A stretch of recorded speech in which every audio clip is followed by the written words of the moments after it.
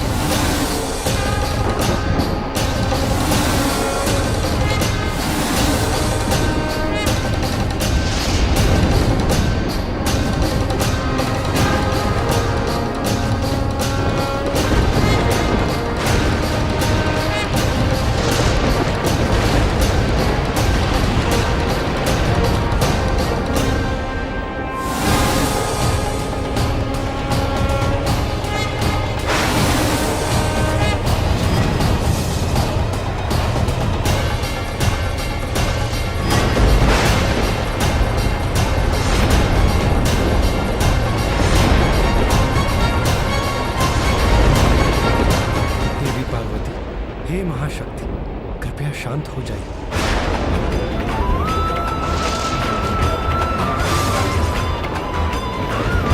देवेश्री, त्याग दीजिए अपने क्रोध को। आपका ये उग्र रूप नहीं सह सकेगा ये संसार। घोर विनाश होगा, निर्दोषों के प्राण जाएंगे। सृष्टि के इस विनाश को बचा लीजिए। देवेश्वरी, इतनी कठोर तपस्या के पश्चात आपको संतान प्राप्ति का वरदान प्राप्त हुआ है। अपने जीवन की इस नवीन और शुभ यात्रा का प्रारंभ विक्रोध और विनाश के आधार पर मत कीजिए देवी। धीरज रखिए देवी, वचन देता हूँ भोलेनाथ को अवश्य ही लौटा कर लाऊं। देवी पार्वती, जगत के पालनहार श्री हरि अपना वचन अवश्य पूर्ण करेंगे। आपको शीघ्र ही भोलेनाथ का सानिध्य प्राप्त होगा। सुखद मिलन समीप है। कृपया अपने क्रोध को त्याग दीजिए देवी।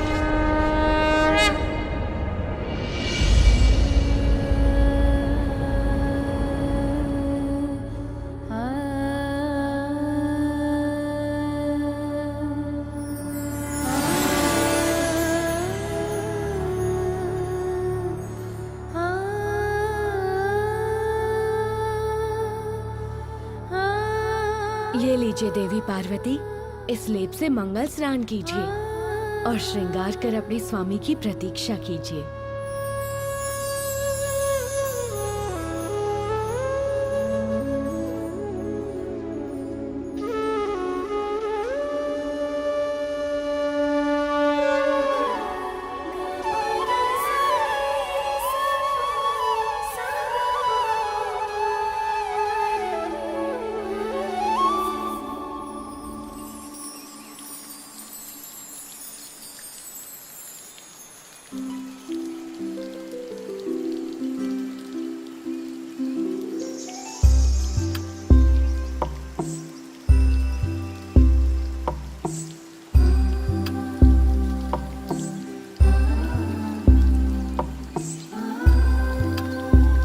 पार्वती, लाओ हम तुम्हारी सहायता करते हैं। हाँ सखी, तुम चिंता मत करो। नहीं सखियों, आज मैं एकांत में ही स्नान करना चाहती हूँ।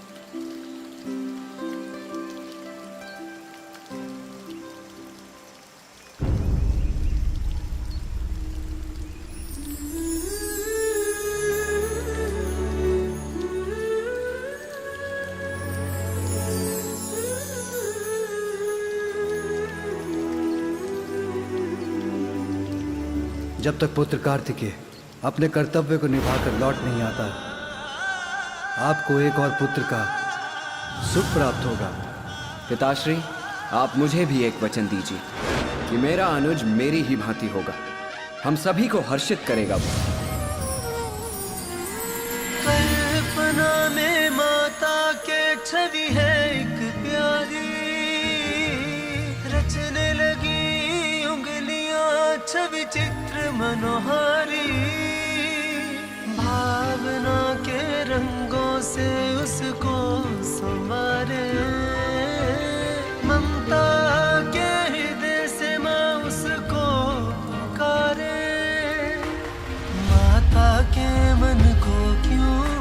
मुखाकृति तो है, किंतु नेत्र नहीं। नेत्रों के बिना मेरे मुख पर तुम्हारे लिए मेरे स्नेह को कैसे देख सकोगे? ओ झलक दिखा करके तू क्यों छुप जाता? और मुख के बिना तुम हंसोगे कैसे? जो स्वादिष्ट पकवान मैं पकाऊंगी उसे खाओगे कैसे? अरे मैं तो तुमसे प्रश्न ही किए जा रही, किंतु भूल ही गई कि कान नहीं होंगे तो तुम मेरा स्वर कैसे सुन पाओगे?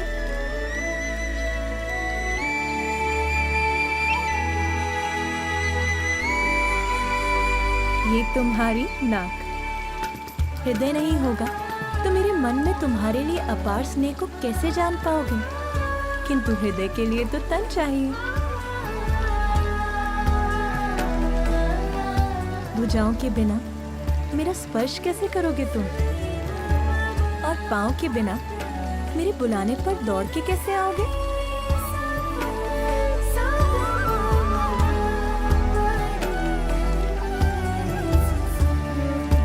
अब ये तो बताओ कि मुझे माँ कहकर कब पुकारोगे पुत्र?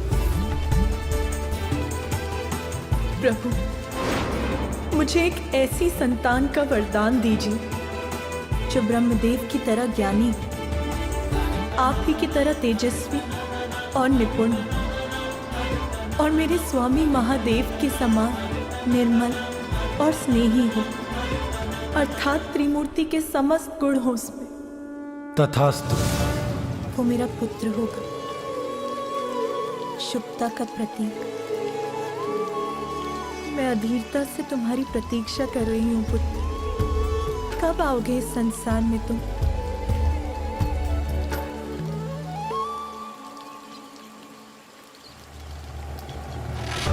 अपनी संपूर्ण शक्ति से मैं तुम्हें आशीष देती हूँ पुत्र।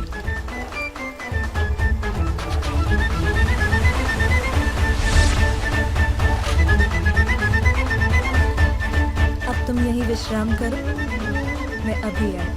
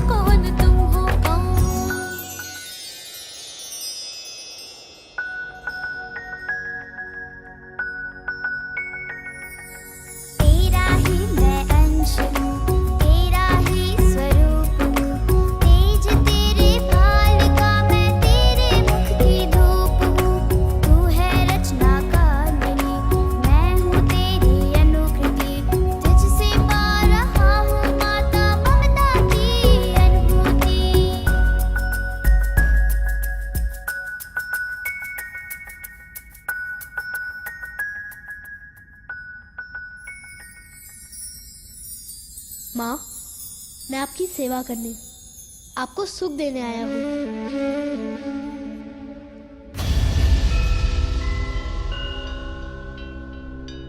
आपकी संतान मात्र आपके लिए ही नहीं, वो तो समस्त जगत के लिए उपहार स्वरूप होगा।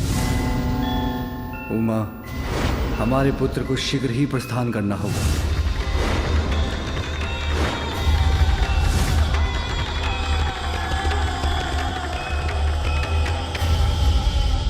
क्या हुआ माँ? आपके मुख पर ये चिंता कैसी? मुझे बताइए माँ, अपनी चिंता का कारण।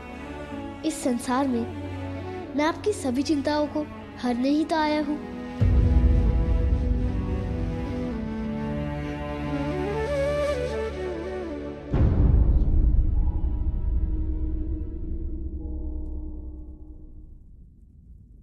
रहने दो पुत्र, अपनी इस माँ का दुख जानकर तुम क्या करोगे?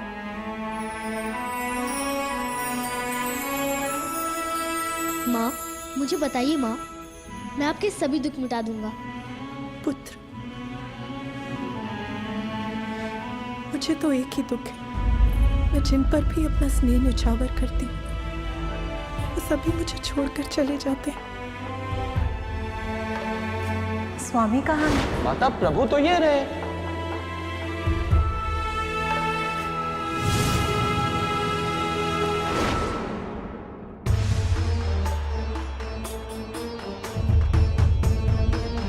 अपने अपने दायित्व निभाने में व्यस्त हो जाते हैं।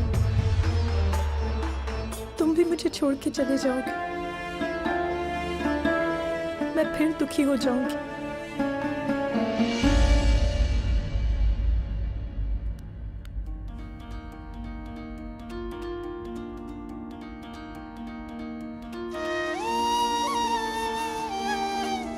माँ, मैं आपको छोड़कर कभी कहीं नहीं जाऊंगा, सदा आपके साथ ही रहूंगा।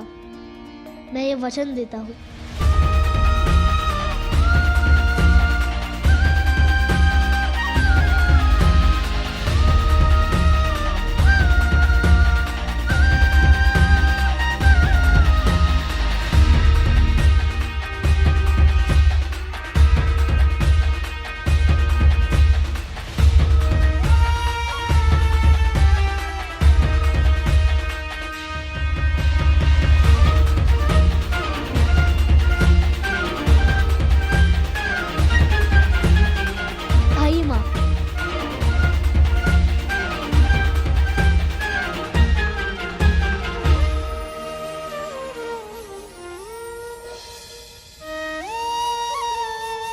मेरी माँ का आंचल ही मेरा संपूर्ण संसार है।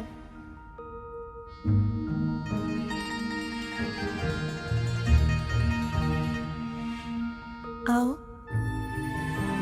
मेरी आंचल की छांव में समा जाओ। आओ।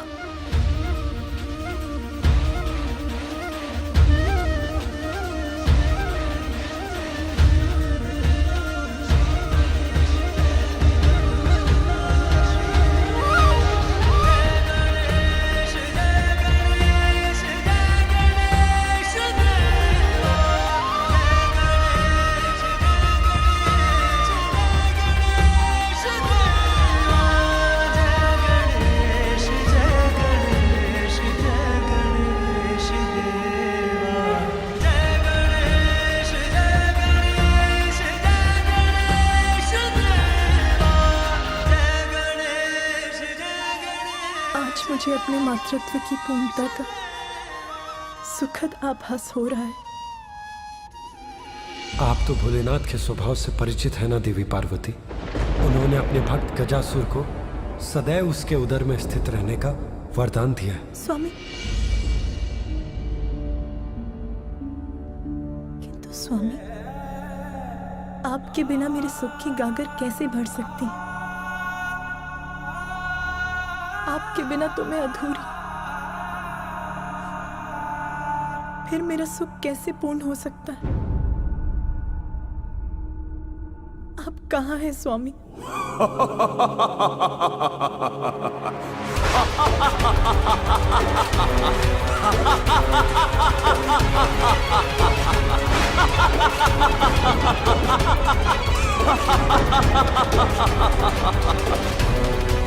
विश्व विजेता महिषासुर पुत्र गजासुर हूं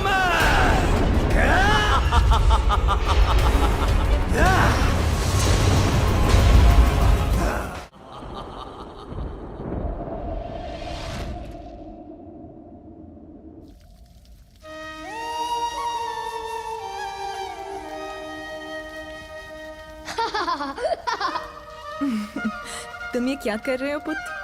अभी बताता हूँ माँ। माँ, वैसे तो मेरी माँ का सौंदर्य समस्त संसार में अपूर्व है, किंतु यदि आप अपने केश में ये फूल जड़ दें तो आपकी सुंदरता और भी बढ़ जाएगी।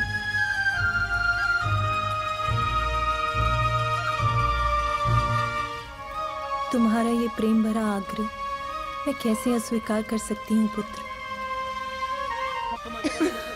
ये क्या कर रहे हो पुत्र? मैं क्या कर रहा हूँ माता?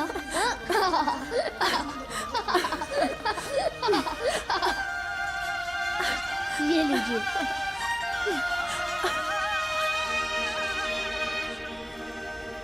बाल विनायक पुत्र का अर्थ बताने आया, विघ्न के बादल माँ के मन से मिटाने आया, आज्ञाकारी माता का बस माँ को जाने, माता की आज्ञा। आओ पुत्र, मैं तुम्हें भोजन कराती हूँ। माँ, तनिक रुकिए माँ। क्यों? अब क्या हुआ पुत्र? आप अपनी पायल पहने बिना बाहर नहीं जा सकती। मैंने आपके लिए ये पायल चुनी है। कहाँ? यहाँ। लाओ पुत्र, मुझे दो, मैं पहन लेती हूँ। नहीं माँ, आप अनुमति दें तो मैं अपने हाथों से पहना दूँ। आपके चरण स्पर्श से मुझे आपका आशीष भी प्राप्त हो जाएगा।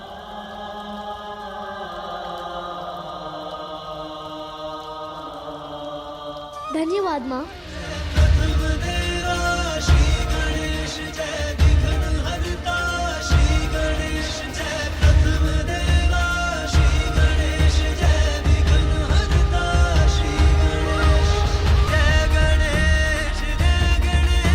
आयुष्मान भव पुत्र।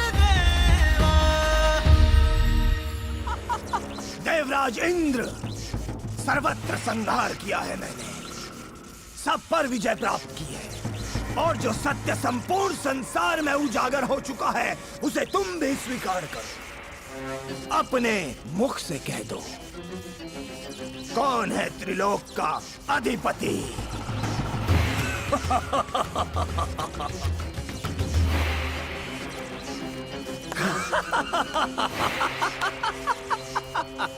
लज्जावश शब्द नहीं निकल रहे हैं मुख से। मैं बताता हूँ, मैं हूँ गजासुर, त्रिलोक का अधिपति। महाराज गजासुर की, महाराज गजासुर की, महाराज गजासुर की, महाराज गजासुर की, महाराज गजासुर की।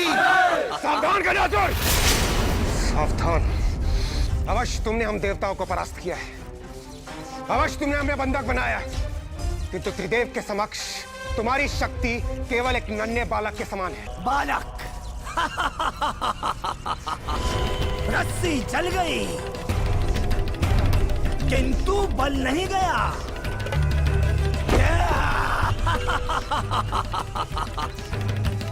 त्रिदेव कहाँ है? त्रिदेव बताओ।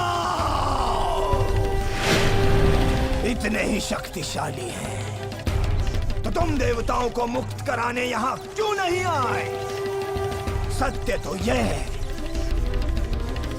कि सृष्टिकर्ता ब्रह्मदेव, उनकी आयु को ध्यान में रखकर मैं उन्हें उनका कार्य करने दे रहा हूं, किंतु वो दूसरा त्रिलोकी वो कपटी विष्णु एक बार मेरे हाथ आ जाए तो मैं उसे मसल कर रख दूंगा, मसल कर रख दूंगा, ऐसे ऐसे ऐसे। और शेष बचे महादेव, उन्हें लेकर तो सभी व्यथित हैं। कोई नहीं जानता वो कहाँ है।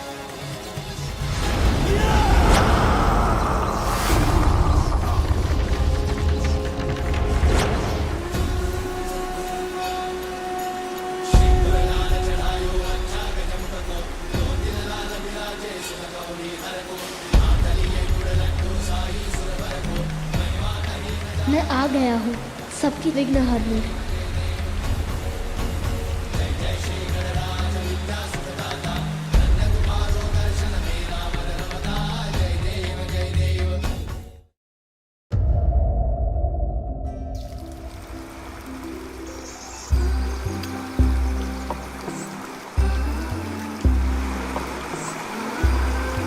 वो देखो बेर का वृक्ष।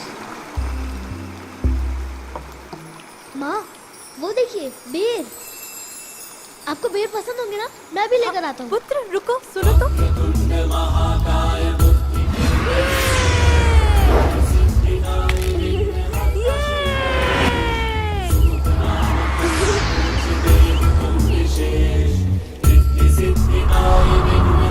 पुत्र कंधे से बालक ने माता के लिए प्रेम वश कठिनाई पूर्ण श्रम किए, ऊंचे तरुवर से बेर चुन लिए। पुत्र तुम ठीक हो? ये लीजिए बेर माँ।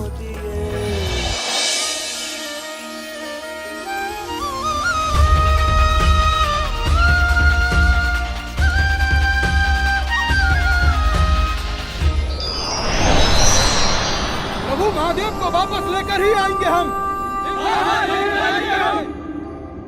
जब तक महादेव उसके उदर में स्थित है, गजासुर को युद्ध में कोई परास्त नहीं कर सकता। इसीलिए उससे युद्ध करने का कोई लाभ नहीं। लाभ हानि का विचार नहीं करूंगा मैं प्रभु, बल्कि अभी वहां जाकर उस गजासुर से युद्ध करके अपने महादेव को मुक्त कराऊंगा। विष्णुदेव ने जो कहा है आपने सुना नहीं नंदी? अभी गजासुर को कोई भी पराजित नहीं कर सकता है। उस महासुर से युद्ध के सिवाय और कौन सा उपाय हो सकता है? उसकी सभा में जाकर उसके समक्ष नृत्य करें और उससे विनती करें कि कृपया करके हमारे महादेव को मुक्त कर दे अपने उदर से। प्रभु आप ही बताइए प्रभु, क्या करें? नृत्य। नृत्य।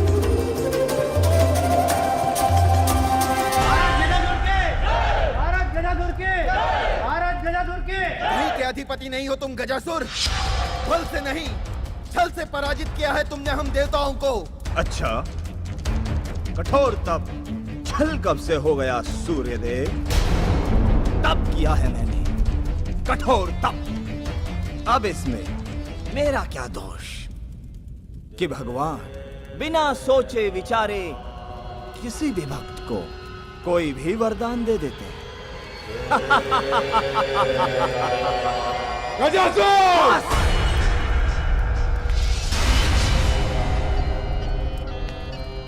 बस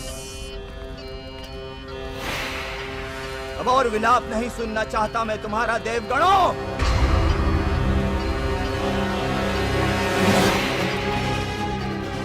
ये हम असुरों के आनंद का समय है।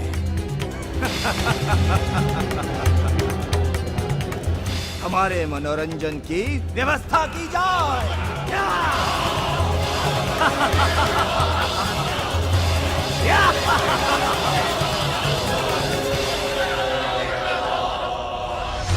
अधर्म का आनंद अधिक समय तक शेष नहीं रहता गजासुर। तुम्हारे उत्सव के आनंद में ही तुम्हारे अंत की युक्ति छुपी है।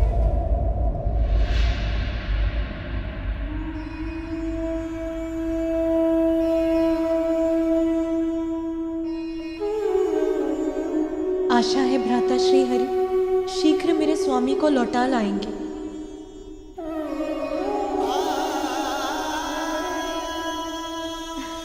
मातृत्व फलित हो रहा है तुम पर। हाँ, उसके तेज से दमक रही हो तुम। हमारे समान अपना सुख तुम्हें अन्य सखियों के साथ भी बांटना चाहिए। हाँ हाँ, हमें सबको आमंत्रित करना चाहिए। हाँ, ये तो बहुत अच्छा होगा। सभी देवी आके मेरे पुत्र को आशीष देंगी। बहुत बड़ा उत्सव मनाएंगे हम। कितना आनंद आएगा ना। और हमें पूरी व्यवस्था भी करनी है। ये तो बताओ कौन कौन से व्यंजन बनाएंगे और सजावट कैसे हो? अरे अरे बस करो तुम दोनों। पहले मुझे सभी देवियों को निमंत्रण तो भेजने दो।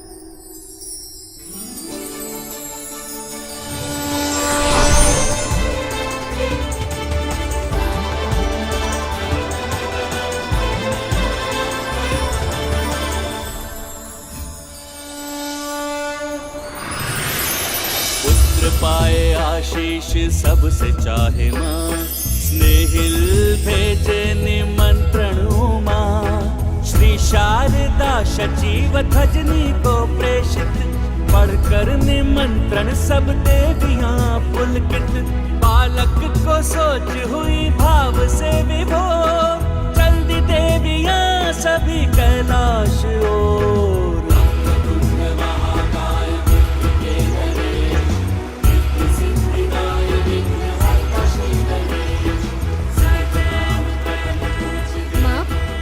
कोई मुझसे मिलने आ रहा है?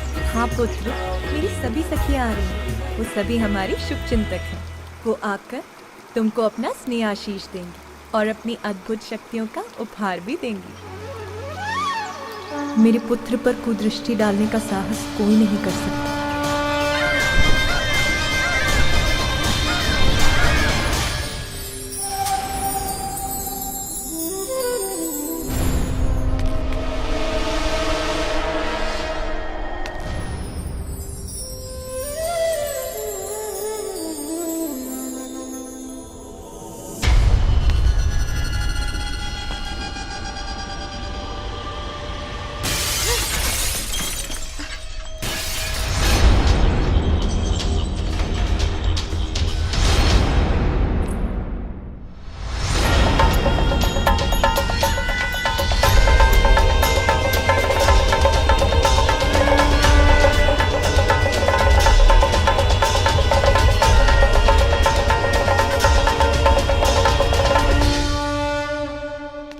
स्वामी शनिदेव, विध्वंसक है आपकी दृष्टि। विशालकाय पर्वतों को धूल में परिवर्तित कर देती है, बड़े बड़े पत्थरों को तोड़ सकती है। जिसे देखती है उसको दुर्भाग्य से जकड़कर उसका विनाश कर देती है।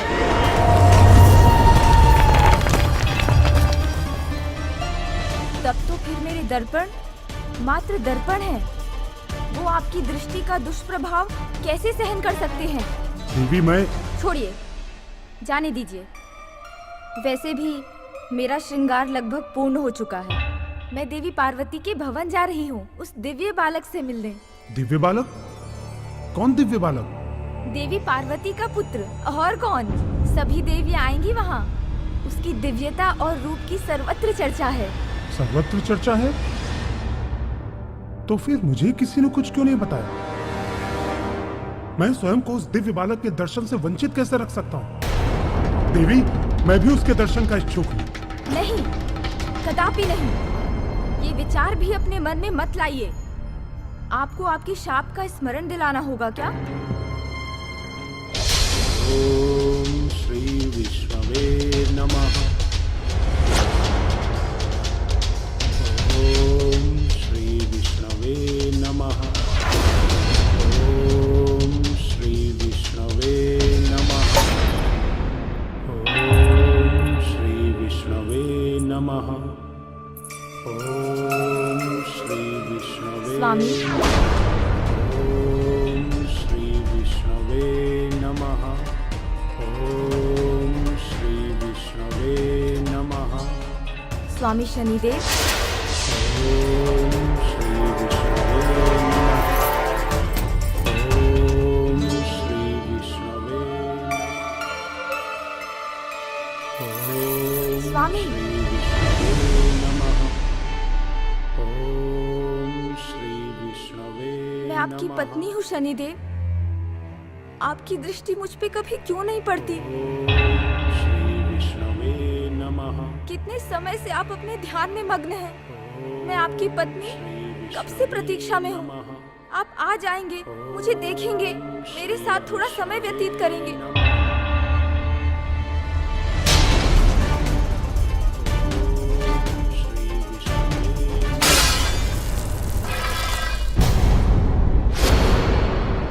आपकी पत्नी हूँ मैं, सौंदर्य संपन्न हूँ, फिर भी मेरी ये उपेक्षा, मेरा ऐसा अपमान। मुझे अनदेखा कर आप सदा ध्यान में ही रहते हैं तो उचित है। मेरी बात नहीं सुनेंगे तो मैं आपको शाप देती हूँ। मेरे सिवा जिस पर भी आपकी दृष्टि पड़ेगी, दुर्भाग्य और विपत्ति से घिरकर उसके जीवन का विनाश होगा।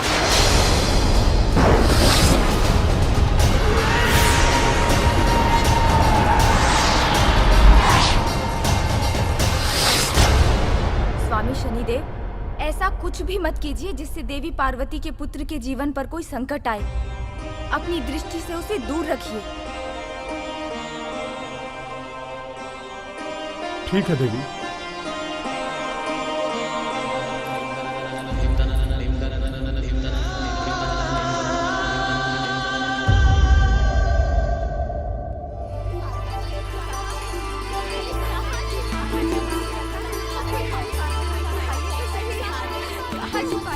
अब बता भी दीजिए, कहाँ छिपा कर रखा है आपने अपने पुत्र को? मैंने कहाँ छिपा रखा है? कहाँ है? दिखाइए तो हमें। माँ,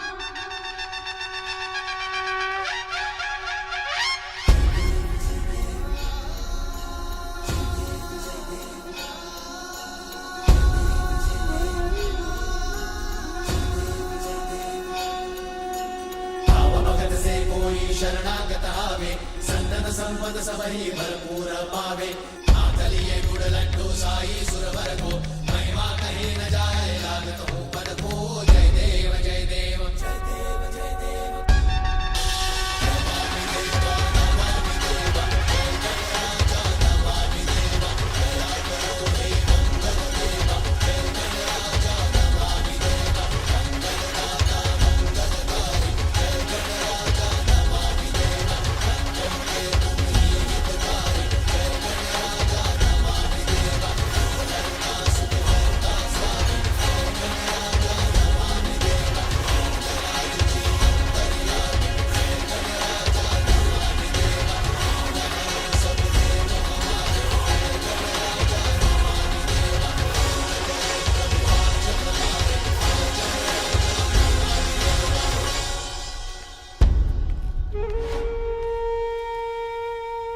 देवी पार्वती, आपका पुत्र तो मेरी कल्पना से भी अधिक सुंदर है।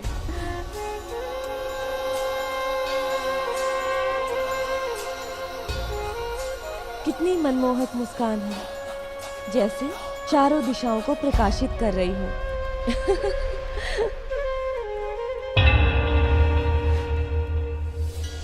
इनके नेत्र तो बिल्कुल आप पे गए देवी पार्वती। नहीं, मेरे अनुसार नेत्र पिता के हैं, किंतु इनकी सौम्य और मन भावन मुस्कान आपकी है देवी पार्वती। किंतु मेरे अनुसार ये अपनी माँ देवी पार्वती के प्रतिरूप है। हाँ, बिल्कुल देवी पार्वती का ही रूप। पार्वती के प्रतिरूप है। शांत हो जाइए।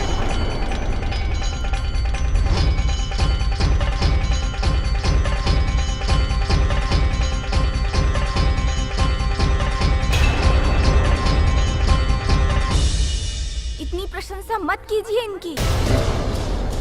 इतनी प्रशंसा से कहीं किसी की कुदृष्टि ना लग जाए।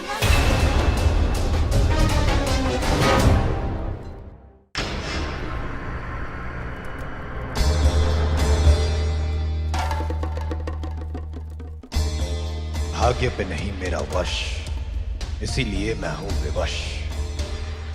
जगत के कल्याण के लिए ये करना ही होगा। शनिदेव की कुदृष्टि उस बालक पे पड़े, ये संभव करना ही होगा। नारायण नारायण। अरे रे रे रे शनिदेव, नारद भाई भी ये क्या अनर्थ कर रहे हैं प्रभु? यदि देखना ही है तो मुझे क्यों देख रहे हैं? वहाँ कैलाश पे उस अद्भुत बालक को देखिए। वहाँ अद्भुत बालक? कौन सा बालक देवर्षि? आपको किसी ने बताया नहीं? नारद अचंभित। नारायण नारायण। सौभाग्य से कैलाश मेरे मार्ग में था तो माता पार्वती के उस अद्भुत बालक के दर्शन प्राप्त हुए। आहा, मनमोहक, अनुपम। उसकी दिव्यता के वखान करने के लिए शब्द नहीं है मेरे पास। उसके वो कमल नयन, दिव्य मुस्कान, मधुर ध्वनि, सुंदर सुंदर इतना कि सुंदर शब्द कम पड़ जाए।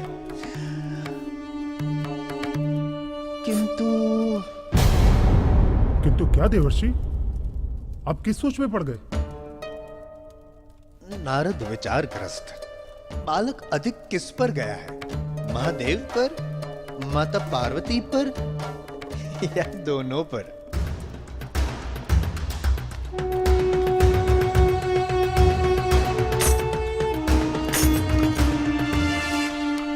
प्रभु, आपका क्या विचार है? नारद क्षमा याचित। आपने कहां देखा है उस बालक को? समस्त देवलोक आनंद पा रहा है उसे देखकर, केवल आप ही वंचित रह गए उसे ना देखकर। नारायण नारायण नारायण नारायण।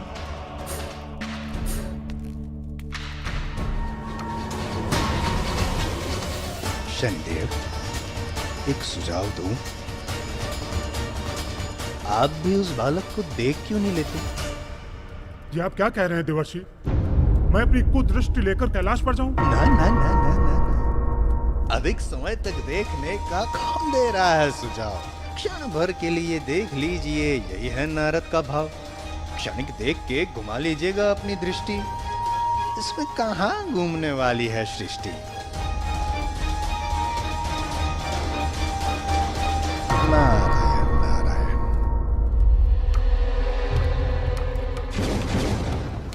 हाँ, ये उचित होगा। उस बालक की एक छोटी सी झलक लेकर मैं अपनी दृष्टि घुमा लूंगा। ताक, मेरे वाहन, शीघ्र उपस्थित हो।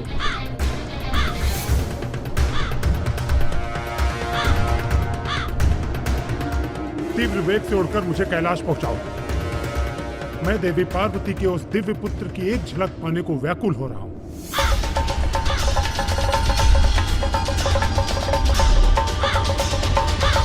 शनिदेव की पत्नी ने उचित कहा। मेरे पुत्र पर किसी की भी कुदृष्टि नहीं पड़नी चाहिए। सारी देवियां तुम्हें इतना आशीर्वाद देंगी पुत्र कि कोई भी तुम्हारा कुछ अनिष्ट नहीं कर सकता।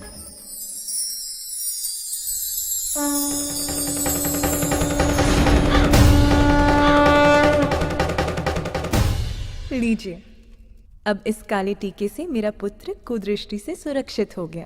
कदाचित मैं व्यर्थ ही चिंता कर रही हूँ। मेरे स्वामी यहाँ आकर इस बालक को देखने की भूल कभी नहीं करेंगे। देवी पार्वती, आप अपने पुत्र पर अपना स्नेह उड़ेलती रहेंगी। हमें भी तो उसे स्नेहाशीष देने की अनुमति दीजिए। आओ पुत्र, यहाँ आओ। मैं तुम्हारा जीवन धन धान्य से संपन्न कर दूंगी।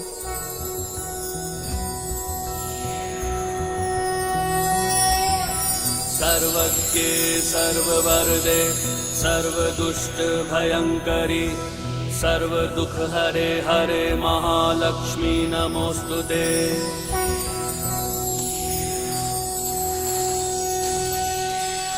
देखा तुमने पुत्र? आओ मेरे पास। अपनी माँ की आंचल की छांव में उनके स्नेह का सौभाग्य प्राप्त हो मुझे, तो मुझे धन धान्य की क्या लालसा।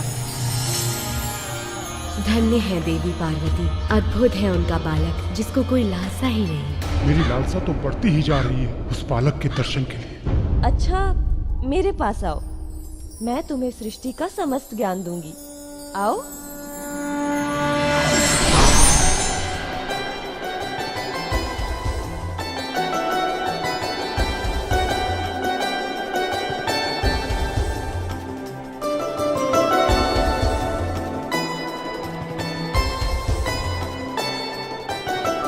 नहीं माता, जो ज्ञान मुझे चाहिए वो मेरी माँ मुझे देंगी। फिर और ज्ञान की मुझे क्या आवश्यकता है? इसके लिए तो इसकी माता ही सर्वोच्च ज्ञान सरिता है, इसीलिए इसे लुभाना कठिन है। इतने अद्भुत बालक पर कुदृष्टि का प्रभाव शीघ्र पड़ता है। अद्भुत बालक, मैं आ रहा हूँ, बस तुम्हारी एक झलक के लिए। मैं देवराज इंद्र की पत्नी हूँ पुत्र। सची, मेरे पास आओ, मैं तुम्हें संसार का सबसे सुंदर बालक बना दूंगी।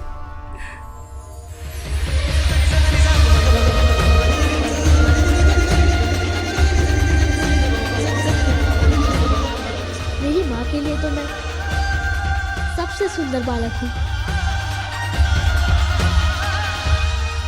फिर मुझे और सुंदरता की क्या आवश्यकता? जितना सुंदर रूप है उतने ही मधुर बोल हैं इसके।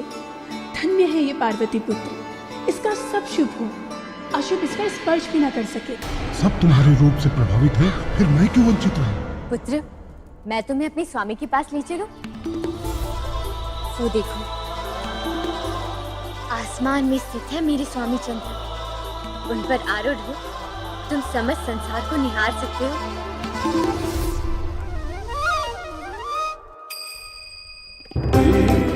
जब मेरी माँ ही मेरा संसार है, तब मैं और संसार को देखकर क्या करूँ? अपनी माता के प्रति ऐसी अद्भुत अपार निष्ठा है इस बालक की। माता और पुत्र दोनों सुरक्षित रहें, किसी की कुदृष्टि न पड़े इस बालक पर। पलक झपकते ही अपनी दृष्टि हटा लूंगा उस अद्भुत बालक से, जिससे मेरी कुदृष्टि का कुप्रभाव न पड़े उस पर।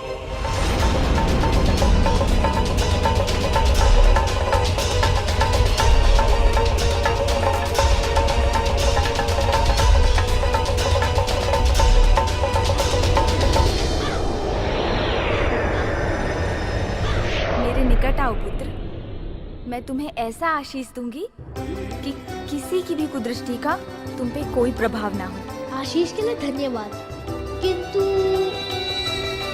मुझे किसी की बुरी दृष्टि कैसे लग सकती है?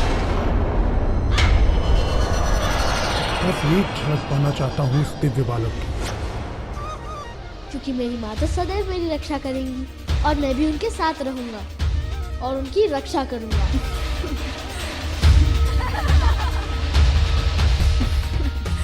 सत्य है पुत्र, मैं सदैव तुम्हें अपनी आंचल की छांव में सुरक्षित रखूंगी।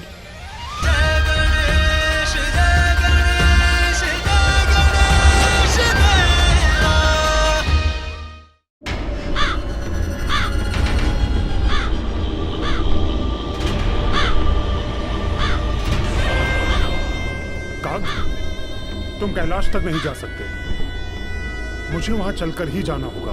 देवी पार्वती नंदन को बस एक झलक देखकर शीघ्र ही लौटूंगा।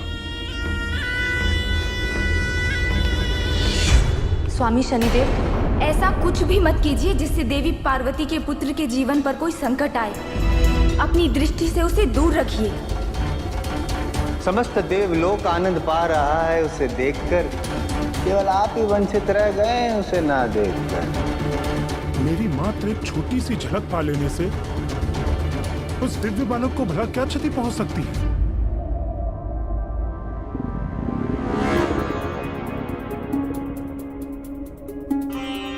क्या हुआ पुत्र? पता नहीं माँ, अचानक मेरे उदर में हलचल हो रही है।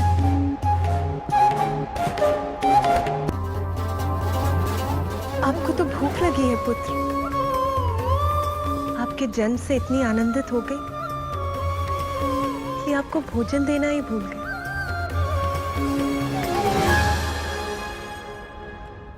देवी कामधेनु,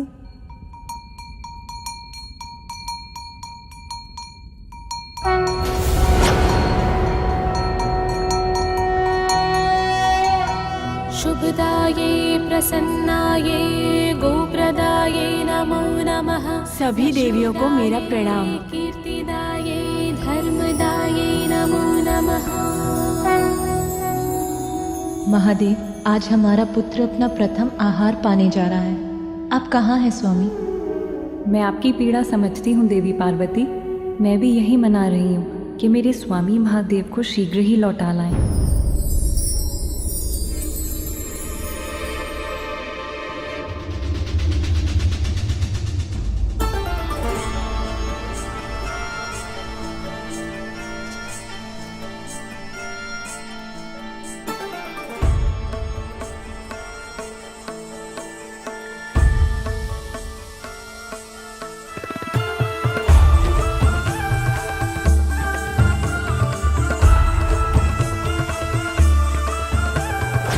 मेरे प्रभु भोलेनाथ इन पापी अधर्मी असुरों के मध्य रहने को बाध्य हैं।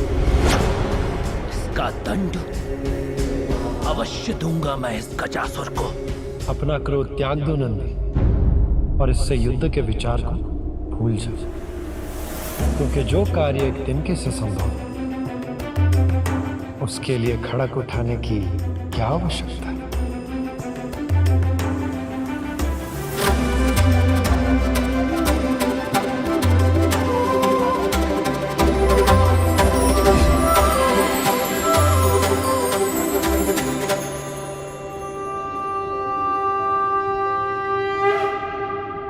श्री हरि ने ये कैसा वेश धारण कर लिया? कैसा दिख रहा हूं नंदी में? प्रभु, मैं भोले बाबा का गण आपकी माया कैसे समझूं? मुझे तो बस इतना ज्ञात है कि आप कुछ भी कर सकते हैं।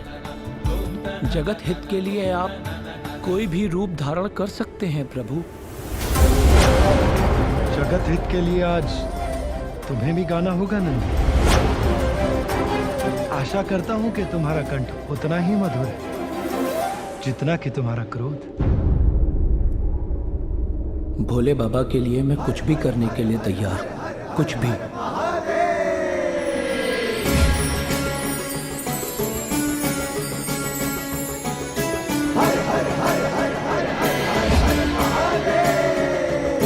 धन्य है आप प्रभु और धन्य है आपकी माया। भोले बाबा, आप शीघ्र लौट आइए, नहीं तो आपके मित्र विष्णुदेव न जाने मुझसे क्या क्या करवा ले। विष्णुदेव, नंदी के विपरीत कला तो मेरे कड़ कड़ में बसती है।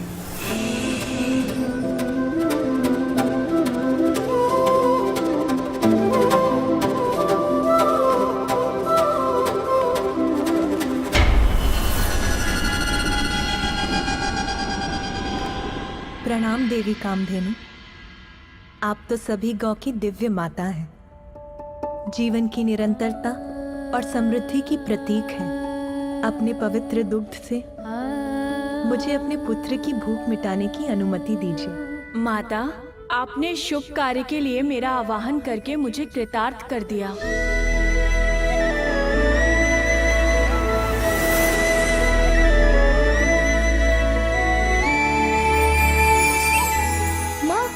चलिए ना। हाँ हाँ चलो।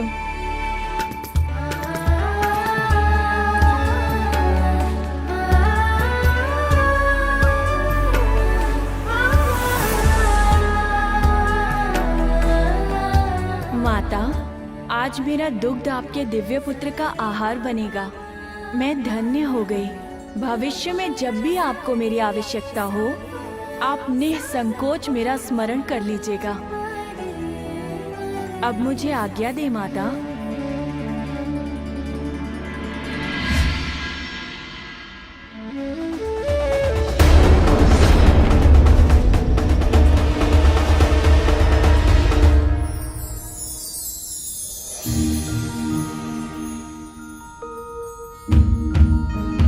प्रतीत होता है पुत्र प्रेम में इतना रम गई देवी पार्वती कि ये भी भूल गई कि हम सब भी यहाँ हैं। पर इसमें उनका दोष नहीं। पुत्र प्रेम में माँ का रमना तो स्वाभाविक है। मेरे विचार से अब हमें इन दोनों को यहाँ पर एकाकी ही छोड़ देना चाहिए। आह, कितना पावन, कितना उजला, मीठी सुगंध वाला ये दुग्ध अवश्य अत्यंत स्वादिष्ट भी होगा।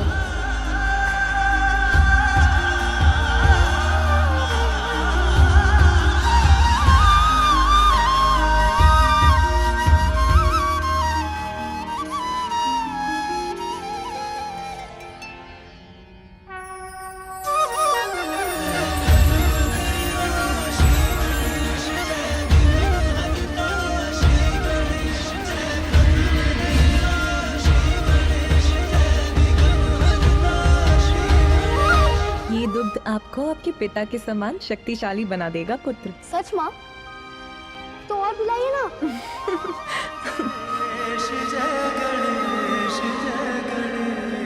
शीघ्र आपकी भेंट आपके पिता से होगी।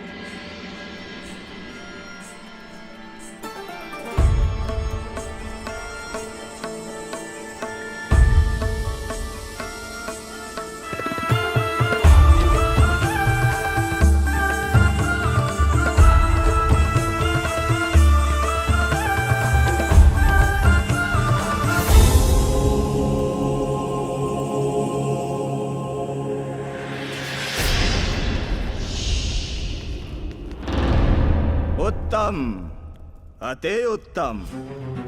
तुम्हारा नृत्य अत्यधिक मनमोहक है सुंदरी। त्रिलोकी विजेता गजासुर तुम्हारे नृत्य से अत्यधिक प्रसन्न हुए।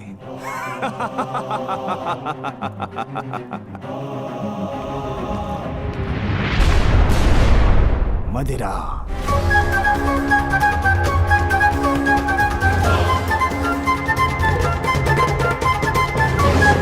दुष्ट असुर शीघ्र मुक्त होंगे मेरे भोले बाबा तुम्हारे उदर से।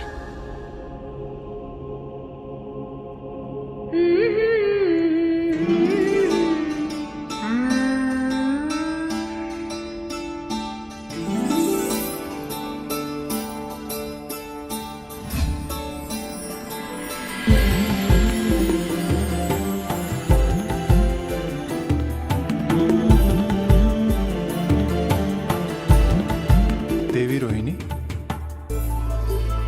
स्वामी आप मेरा अपने पति चंद्र का तिरस्कार कर रही हैं। तिरस्कार? मैं आपका ध्यान अपनी ओर आकृष्ट करने का प्रयास कर रहा हूं, किंतु आप हैं कि इस गीत में खोई हुई हैं। स्वामी, अपार सौंदर्य के धनी बालक ने मुझे मंत्र मुक्त कर दिया है। आप ही के समान अनुपम तेज से दमकता हुआ उसका मुखमंडल, आसमान में चमकती हुई सितारों की तरह उसकी नेत्र, उसकी सम्मोहित करने वाली मधुर मुस्कान, उसकी वाक्पटुता, उसकी कुशाग्र बुद्धि, सब अत्यंत मनमोहक है स्वामी। किंतु देवी, ये अद्भुत बालक है कौन? देवी पार्वती का पुत्र है स्वामी। आनंदित कर दिया है उसने हम देवियों को। ऐसा ही मनभावन मनोहर है वो। प्रतीत होता है स्वामी कि आयु में वृद्धि के साथ वो आपसे भी अधिक रूपवान और आकर्षक हो जाएगा। सभी देवताओं में सबसे सुंदर माना जाता हूं मैं, किंतु एक बालक मुझसे भी अधिक सुंदर और मनोहर। आश्चर्य है।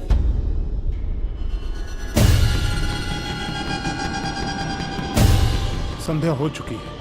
मुझे थोड़ी प्रतीक्षा करके रात्रि के अंधकार में छिपकर वहां जाना चाहिए, ताकि कोई मुझे देख ना सके। रुको!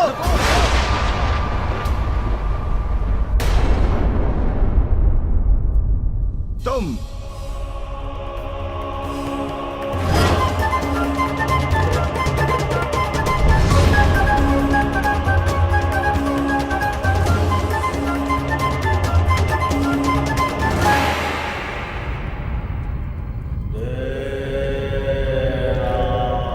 मेरी दृष्टि से कुछ भी नहीं छिपा है। मुझे सब ज्ञात है कि तुम कौन हो।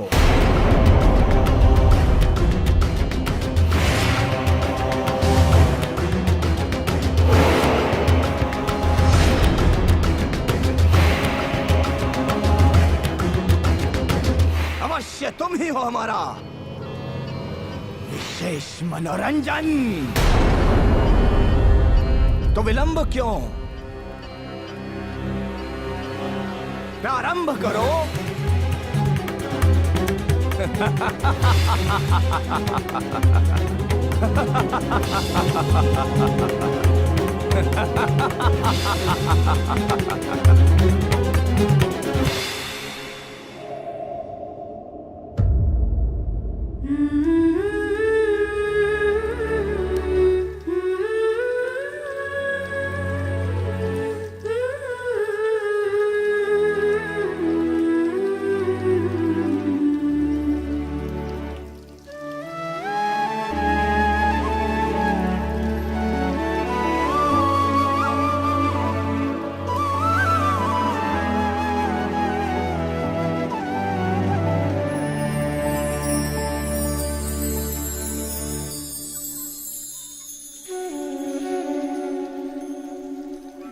ये प्रकाश कहाँ से उत्पन्न हो रहा है? ओह, तो ये चंद्रदेव है। उचित था देवी रोहिणी का कथन। एक बालक का इतना दिव्य आकर्षक स्वरूप तो मैंने भी नहीं देखा।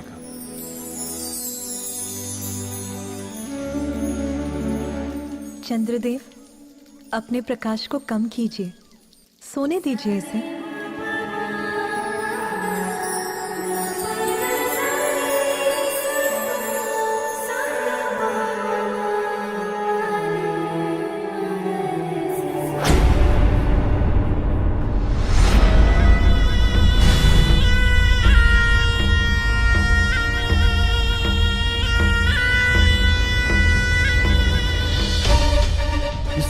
बिना अनुमति के भवन में मेरा प्रवेश तो अनुचित होगा। कदाचित मुझे पीछे से छिपकर जाना चाहिए और कक्ष में जाकर ढूंढना चाहिए माता पार्वती के पुत्र को।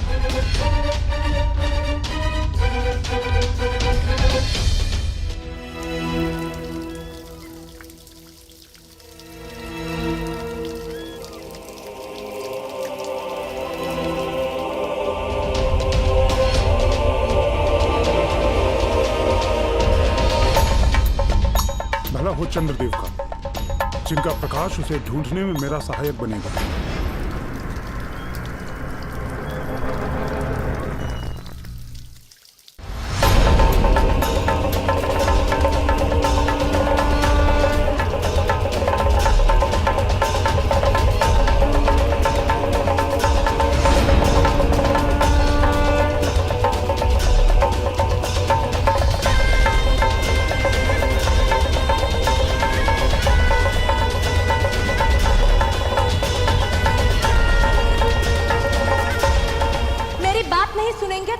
श्राप देती हूँ, मेरे सिवा जिस पर भी आपकी दृष्टि पड़ेगी, दुर्भाग्य और विपत्ति से घिरकर उसके जीवन का विनाश होगा। कदाचित ये संकेत है, मुझे और आगे नहीं बढ़ना चाहिए। मेरी दृष्टि से उसका अनिष्ट हुआ तो मैं अपने आप को कभी क्षमा नहीं कर सकूंगा। चलो, अपने हृदय को तो मना भी लूंगा, किंतु माता पार्वती के कोप से कैसे बचूंगा? कदाचित मैं व्यर्थ ही इतनी चिंता कर रहा हूं। दूर से बस एक झलक भर देखकर अपनी दृष्टि फेर लूंगा, बालक के निकट तक जाऊंगा ही नहीं। ऐसे देखूं उसे, उसका मुख तो माता पार्वती के आंचल से छिपा हुआ है। संभव है यही उचित हो। मेरी दृष्टि इस बालक को संकट में ही डालती। कदाचित नियति को भी यही स्वीकार है।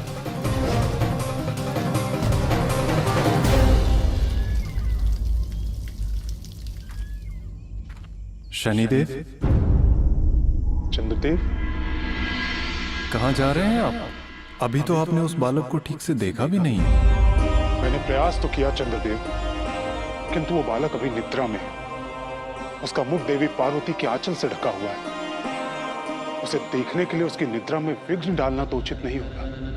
और वैसे भी मेरी दृष्टि तो अशुभ है।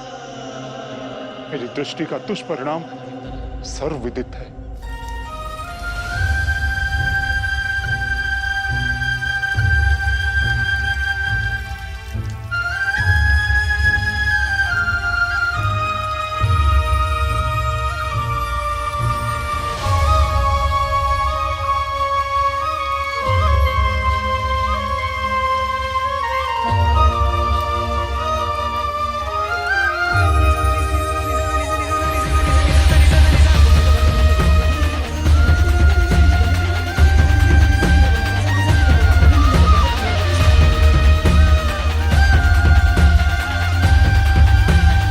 शनिदेव, अब वो निद्रा से जागृत हो चुका है।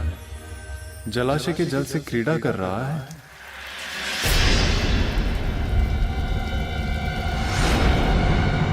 आप यही चाहते हैं ना कि आपकी दृष्टि उस बालक पर ना पड़े? तो मेरा प्रकाश जलाशय में उसका प्रतिबिंब उत्पन्न कर देगा। आप उसे ही देख लीजिए। इससे वो बालक आपकी दृष्टि से भी सुरक्षित रहेगा। क्षणिक देख के घुमा लीजिएगा अपनी दृष्टि। इसमें कहाँ घूमने वाली है सृष्टि? धन्यवाद चंद्रदेव, आपका यह सुझाव उचित है। उसका प्रतिबिंब देखने में तो मुझे कोई दुविधा नहीं होगी।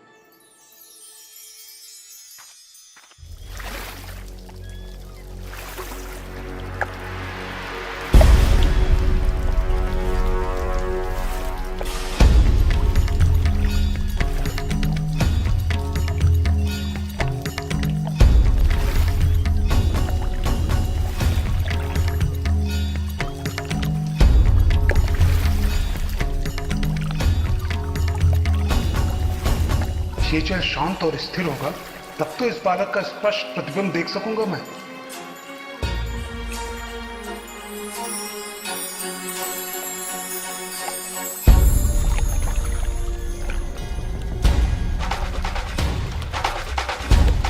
हाँ, अब उचित है।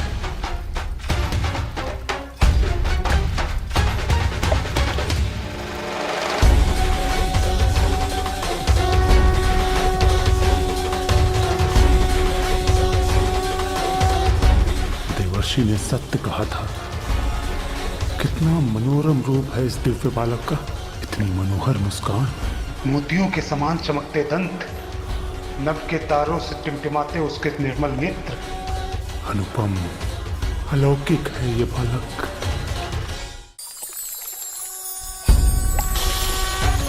इसके अद्भुत रूप की एक झलक तो प्राप्त हो गई। कितना अनोखा दिव्य रूप है बालक का।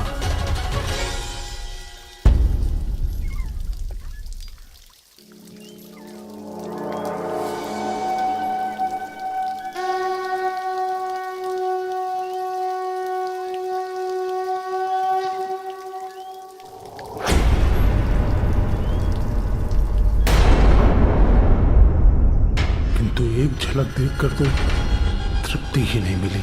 हृदय तो तभी तृप्त होगा जब पूर्ण रूप से देखूंगा मैं इस बालक को।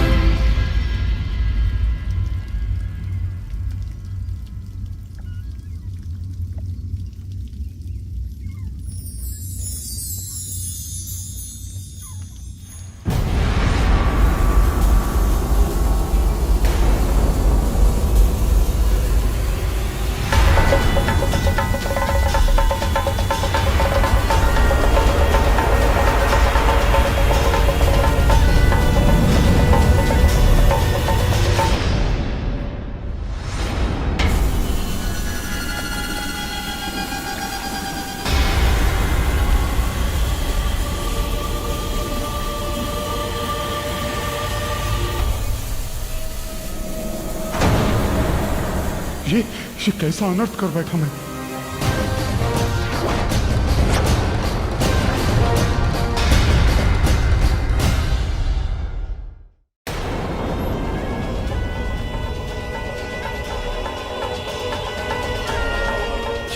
ये कैसा अनर्थ कर बैठा मैं।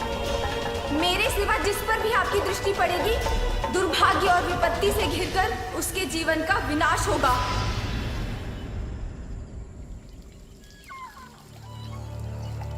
अरे कहाँ गया? अभी तो यहीं सो रहा था।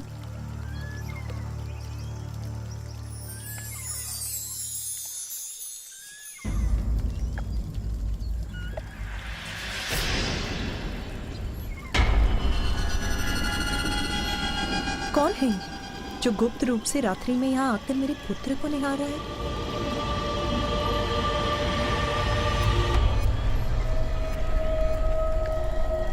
कौन हो तुम? यहाँ पर क्या कर रहे हो? देवी पार्वती का सर। बताओ मुझे, कौन हो तुम? यदि देवी पार्वती को ज्ञात हो गया मैं कौन हूँ तो मैं बहुत संकट में पड़ जाऊंगा। मैंने पूछा कौन हो तुम?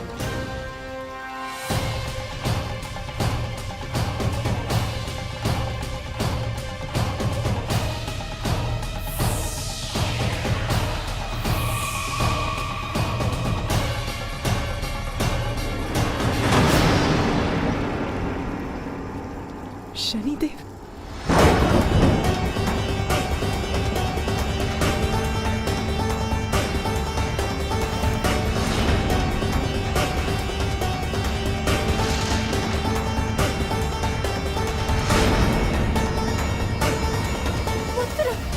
माँ,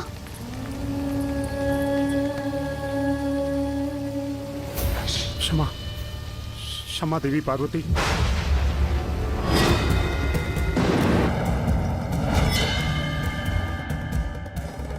किसकी अनुमति से प्रवेश किया यहाँ आपने? किसकी? मेरे पुत्र पर अपनी दृष्टि डालने का दुस्साहस कैसे किया आपने? देवी वो चंद्रदेव।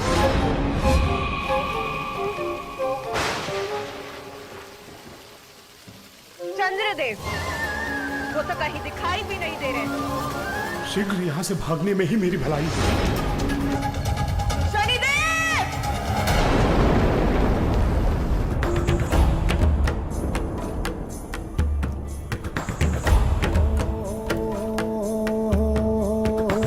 कुसुम कली है, खिली खिली है, सुंदर छैल छबीली, गौरांगी माधुर सजीली, कामिनी नार नवेली, रंग रंगीले होठ रसीले में बड़े कजरारे, एक झलक जो देखे कोई तन मन जीवन हारे।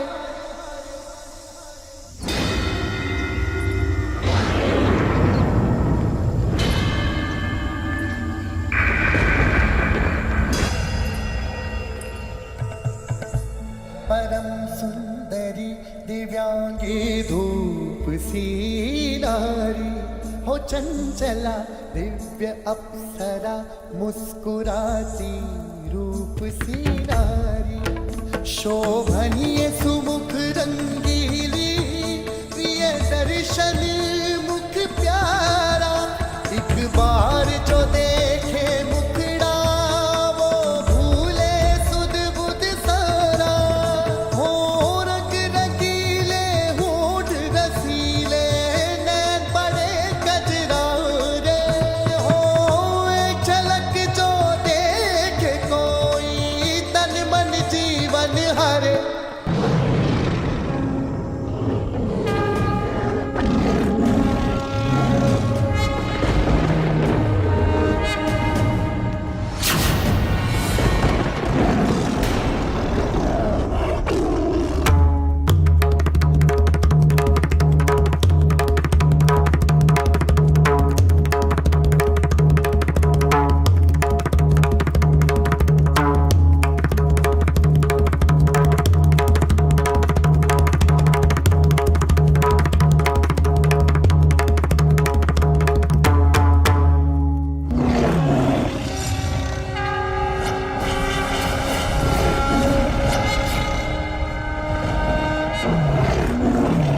देवी पार्वती माता दुर्गा के रूप में।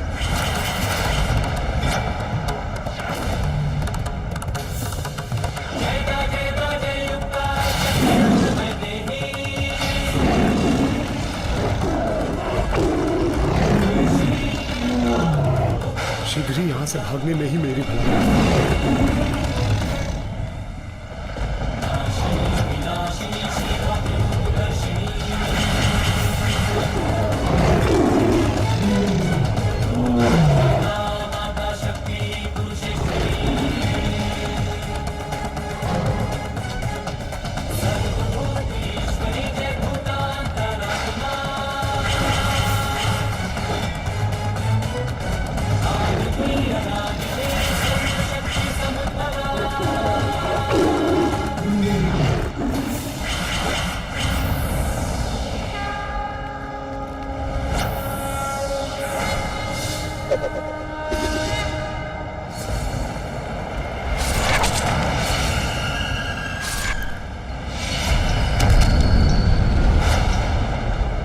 तुम्हारे संगीत से महिषासुर पुत्र गजासुर अत्यंत प्रसन्न हुआ।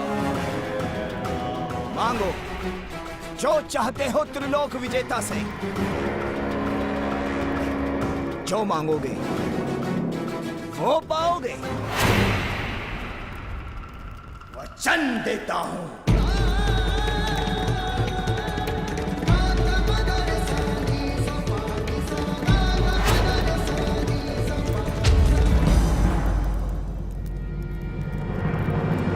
मुझे तुम्हारे उदर में स्थित भोलेनाथ चाहिए।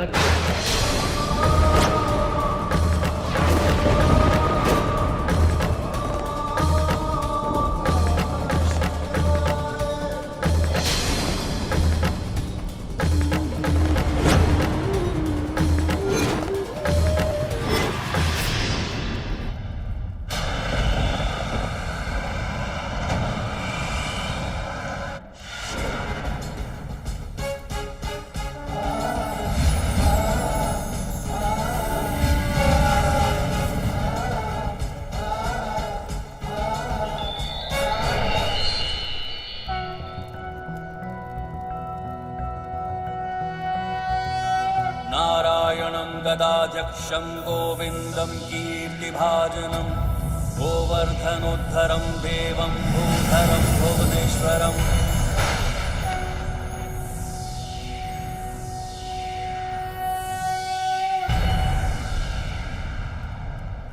विष्णु।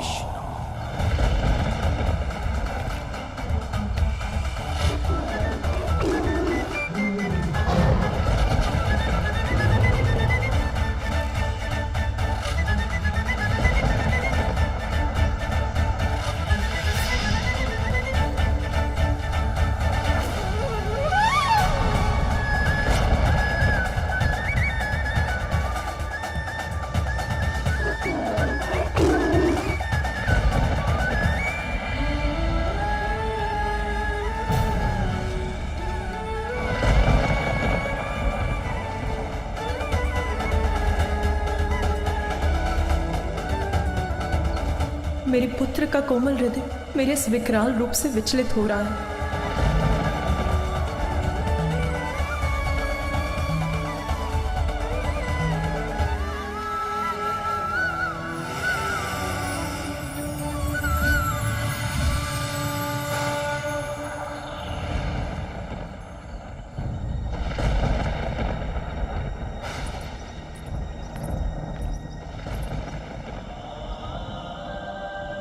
तुम विचलित मत हो पुत्र, ये मैं ही हूं, तुम्हारी मां।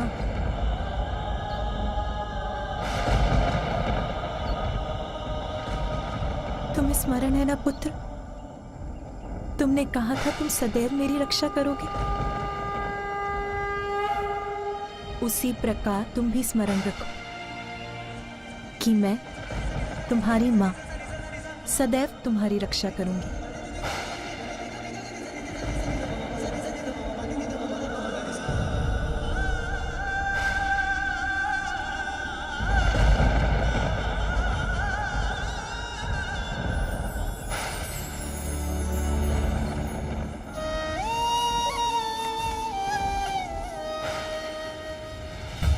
अपने पुत्र को तो मैंने विश्वास दिला दिया कि मैं उसे सुरक्षित रखूं, किंतु मेरा ही मन अविश्वास से भर रहा है। शनिदेव की दृष्टि।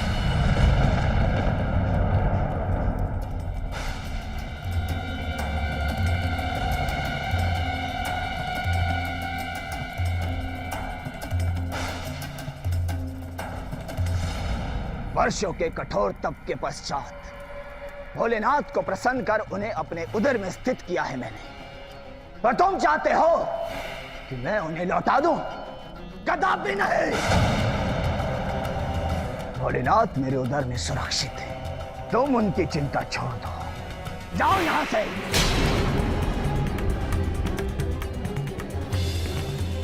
मैं उन्हें नहीं लौटाऊंगा और तुम उन्हें मुझसे नहीं छीन सकते।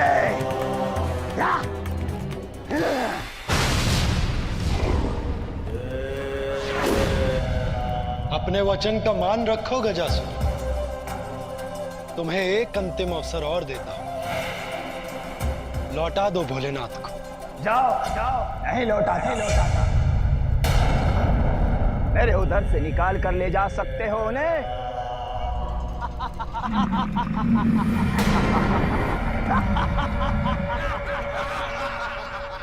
अपना अंतिम अवसर भी तुम गवा चुके हो गजासुर। नंदी, स्मरण रहे कि इस दुष्ट के उदर में भोलेनाथ स्थित है, इसलिए अपनी गति पर नियंत्रण रखना।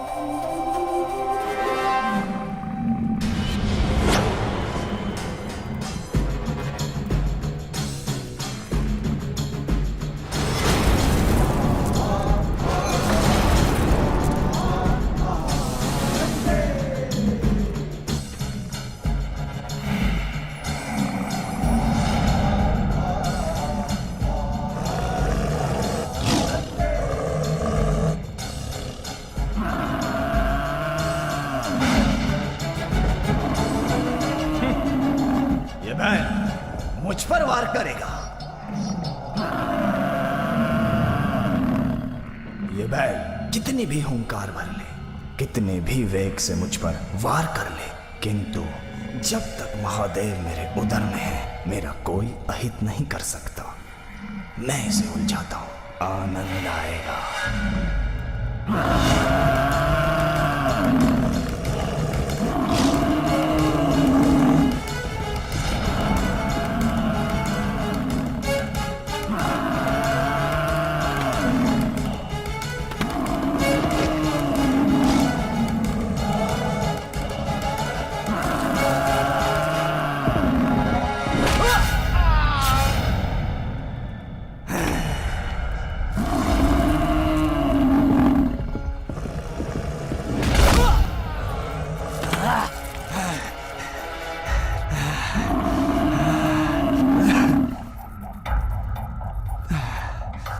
थक गया हूं मैं, अब और नहीं भाग सकता। मुझे यहीं मार बैल।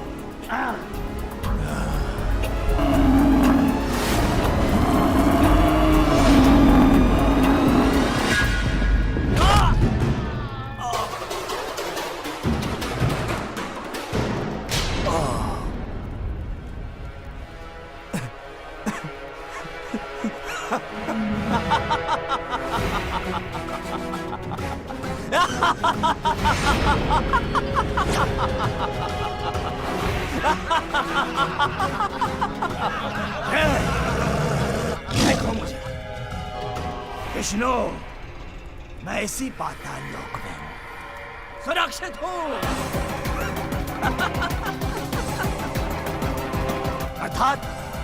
अर्थात मुझे कुछ नहीं हुआ, मुझे कोई नहीं मार सकता। त्रिलोकी विजेता गजासुर को कोई नहीं मार सकता, कोई नहीं मार सकता।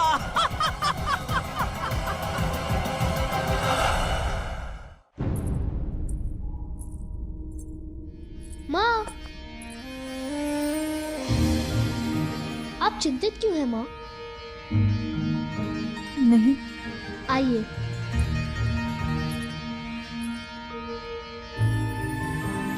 अब बताइए आप चिंतित क्यों हैं, और सच बताइए।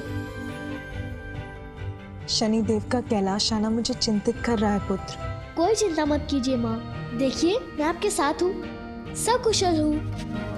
ये देखिए।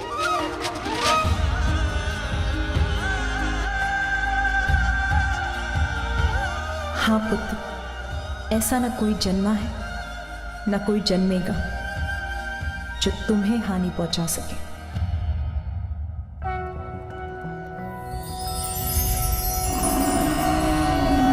नारायणं गदाध्यक्षं गोविन्दं कीर्तिभाजनं गोवर्धनोद्धरं देवं भूधरं भुवनेश्वरं। मूर्ख बैल, मैंने कहा था ना, कोई मेरा अहित नहीं कर सकता, तुम भी नहीं। हाँ, तेरे समक्ष खड़ा हूं मैं। हाँ।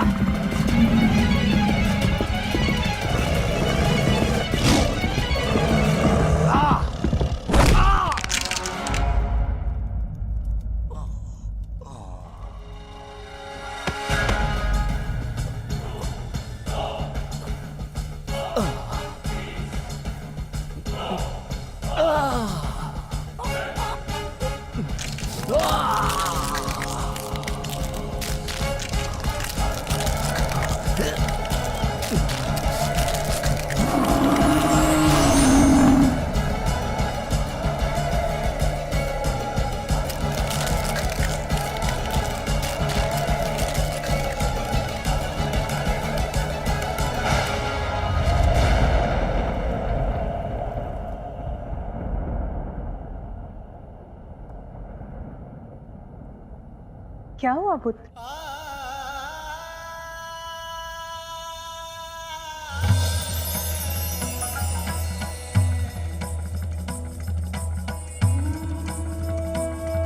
ऐसा दिव्य प्रकाश सर्वत्र फैल रहा है, अर्थात महादेव कैलाश लौट रहे हैं। मेरे प्रभु कैलाश लौट रहे हैं।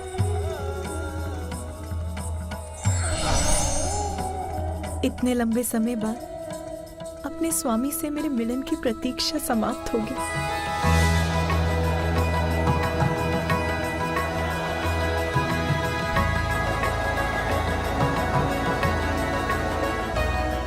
ये लीजिए देवी पार्वती, इस लेप से मंगल स्नान कीजिए और श्रृंगार कर अपने स्वामी की प्रतीक्षा कीजिए।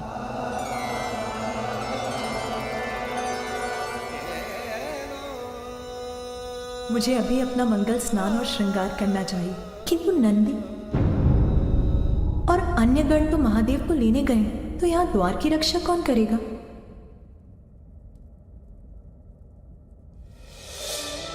नहीं, मैं अपने पुत्र को यहाँ अकेला नहीं छोड़ सकती। किंतु और कौन है जिस पर मैं विश्वास कर सकती हूँ?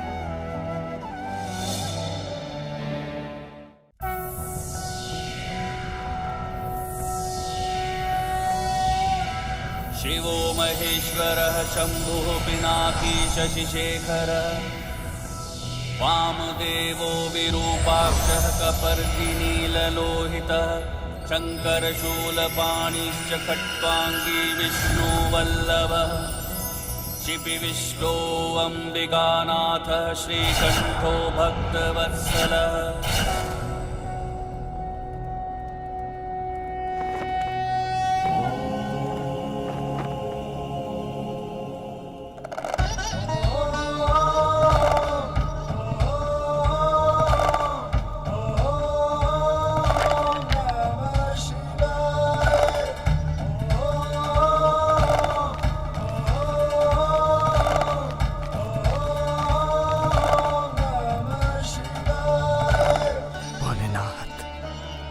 मेरे कर्मों से तो मैं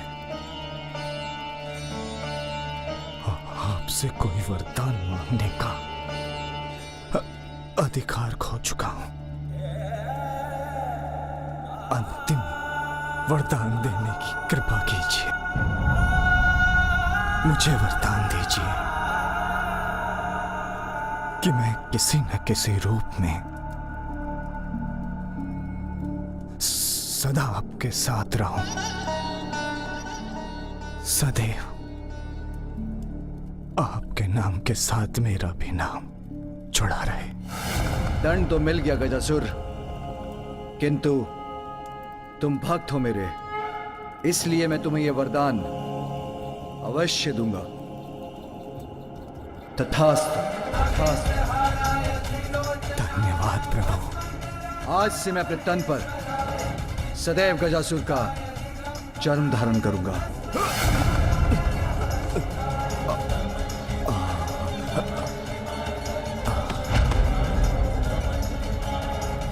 अब आपके कैलाश जाने का समय हो गया है। देवी पार्वती आपकी प्रतीक्षा कर रही हैं। पार्वती, यहीं रहना पुत्र, मैं अभी आई। किंतु आप जा कहाँ रही है माँ? जया और विजया को ढूंढने पुत्र, मुझे स्नान के लिए जाना है, इसीलिए मैं चाहती हूँ कोई तुम्हारे साथ रहे और भवन के द्वार की रक्षा करे। जब मैं आपके साथ हूँ तब आपको किसी और की क्या आवश्यकता है माँ? आप चिंता मत कीजिए माँ, मैं भवन के द्वार की रक्षा करूँगा। मैं आपकी सेवा करने ही तो आया हूँ ना माँ। अच्छा, किंतु तुम ऐसा कैसे कर पाओगे पुत्र? मैं करूँगा ना रक्षा माँ। दिव्य है मेरा पुत्र, किंतु मुझे इसको और शक्तियाँ देनी होंगी।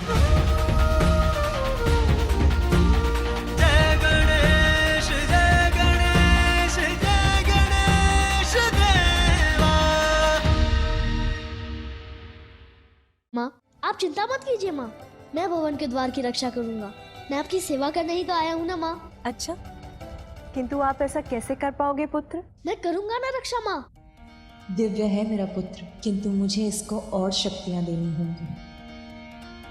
माँ, मेरा विश्वास कीजिए, मैं आपकी रक्षा करने में सक्षम हूँ। हाँ पुत्र, किंतु फिर भी मैं आपको कुछ और ज्ञान भी देना चाहती हूँ।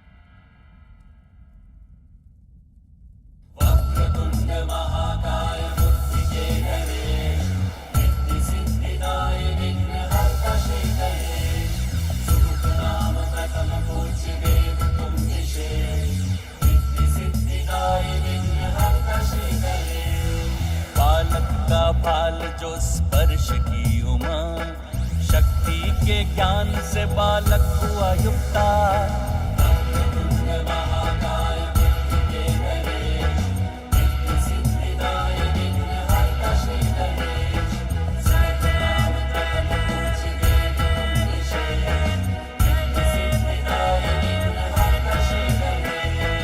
माँ, अब मैं आपकी रक्षा के लिए पूर्णतः तैयार हूँ। नहीं, कदाचित इतना पर्याप्त नहीं है पुत्र। पर्याप्त है माँ, अब मैं किसी का भी सामना कर सकता हूँ। हाँ पुत्र, किंतु आपको अभी भी और शक्ति की आवश्यकता है।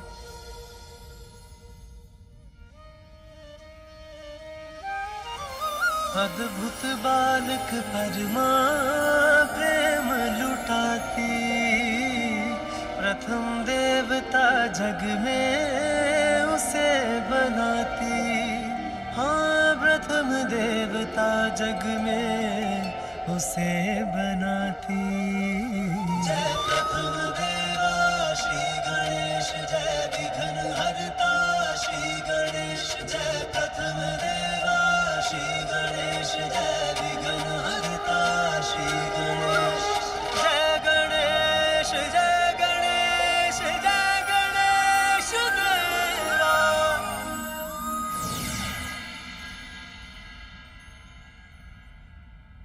पुत्र,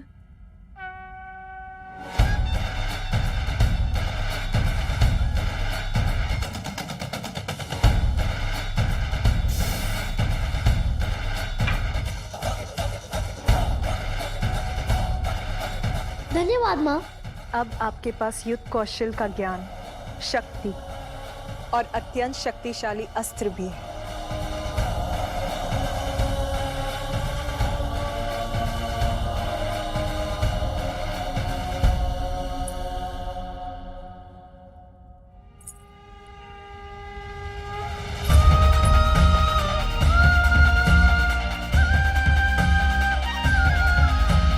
पुत्र, मैं स्नान करने जा रही हूँ। स्मरण रहे, किसी को भी भीतर मत आने देना। मैं वचन देता हूँ माँ, किसी को भी भीतर आने नहीं दूंगा।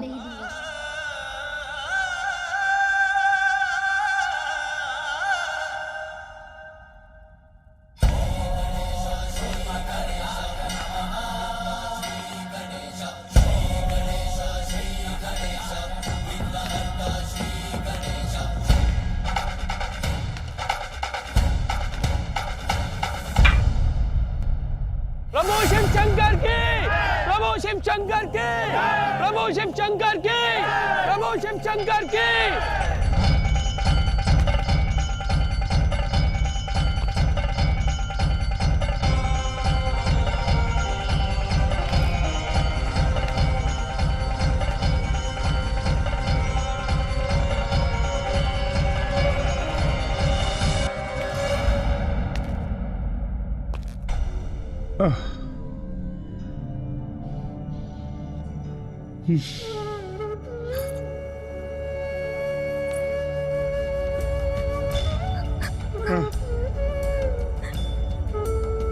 अब और विलाप करने से क्या लाभ प्रिय ध्वजिनी? जो मैंने किया उसका दंड मुझे मिला। मत रो, शांत हो जाओ। मैं आपके लिए नहीं, पार्वती नंदन का विचार कर रो रही हूँ। मैंने कहा था आपको वहां मत जाइएगा, किंतु आपने मेरी एक ना सुनी।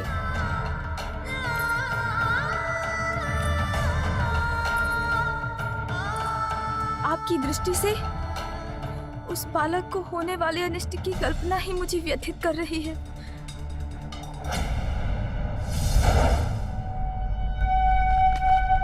प्रभु शिव शंकर की, प्रभु शिव शंकर की, प्रभु शिव शंकर की, प्रभु शिव शंकर की, प्रभु शिव शंकर की, प्रभु शिव शंकर की, प्रभु शिव शंकर की, प्रभु शिव शंकर की, प्रभु शिव शंकर की, प्रभु शिव शंकर की, प्रभु ठहर जाइए, ठहर जाइए।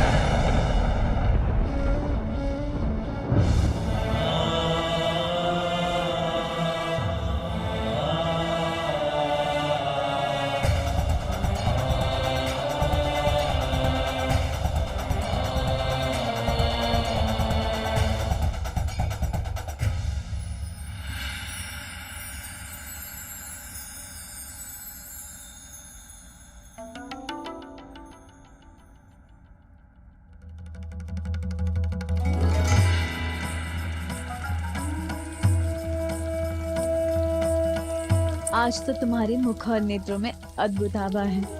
कौन से विचार घुमड़ रहे हैं तुम्हारे मन में? विचार घुमड़ नहीं रहे, शांत हो रहे हैं। आज मैं अत्यंत प्रसन्न और संतुष्ट हूँ। ठहर जाइए, कदाचित आपने ध्यान से नहीं सुना। किसी को भी भीतर जाने की अनुमति नहीं है। यहाँ तक आए हैं, ये तो बताइए, है कौन आप?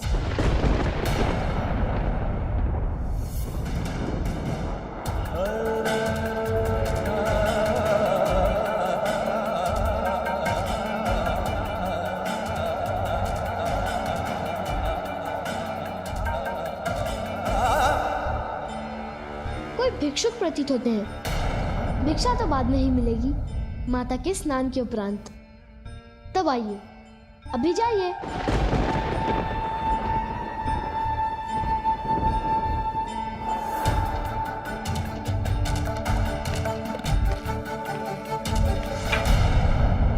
सुना नहीं आपने? जाइए अभी।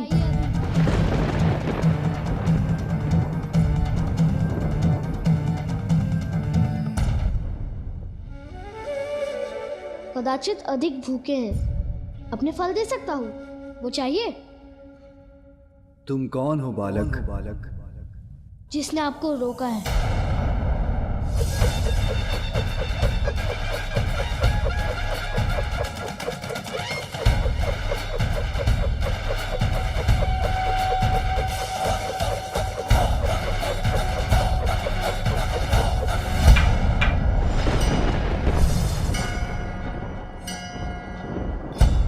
रक्षक हूँ यहाँ का, रक्षक हूँ यहाँ का, रक्षक हूँ यहाँ का, रक्षक हूँ यहाँ का।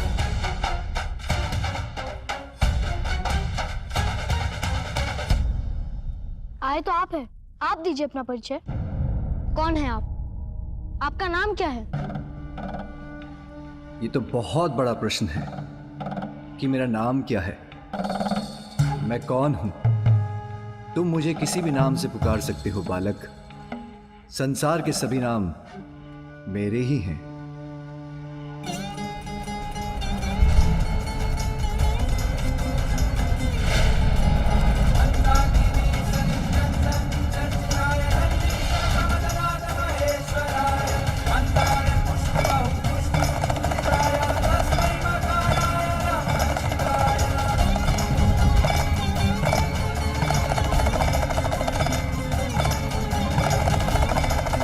कैसी विचित्र ध्वनि है ये।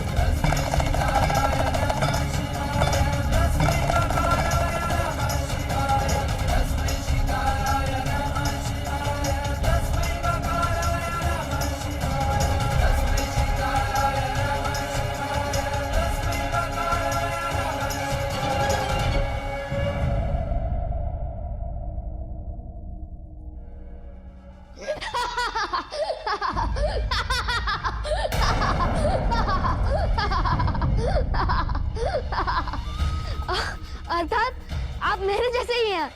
अब तक मेरी माँ ने भी मुझे कोई नाम नहीं दिया है।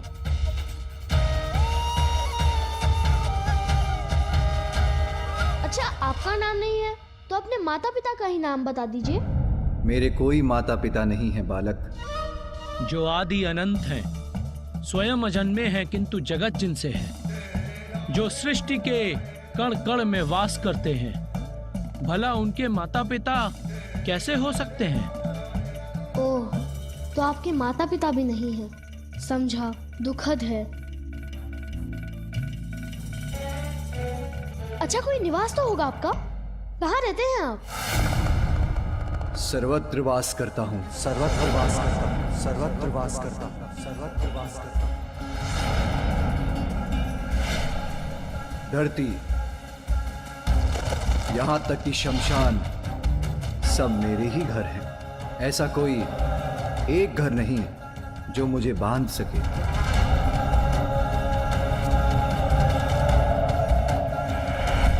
यही समझ लो, मैं सर्वत्र हूं और कहीं भी नहीं।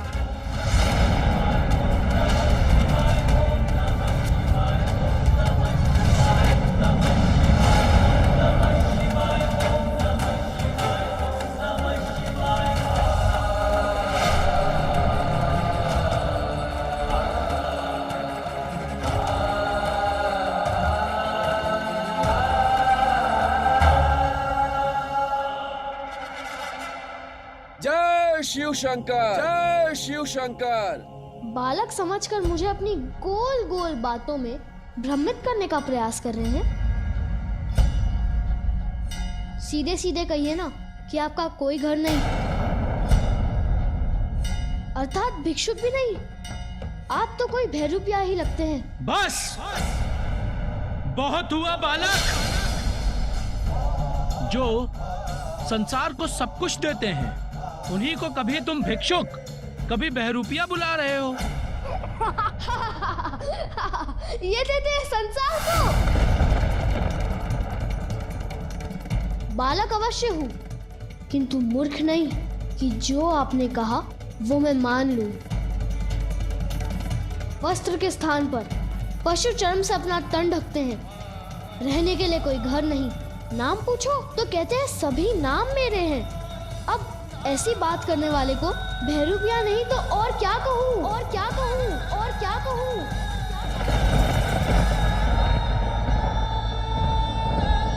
एक बार किसी जलाशय में स्वयं को झांक कर देखिए, भिक्षुक या भैरूपिया ही प्रतीत होते हैं। ये बालक कुछ भी कहे जा रहा है और प्रभु मुस्कुरा रहे हैं।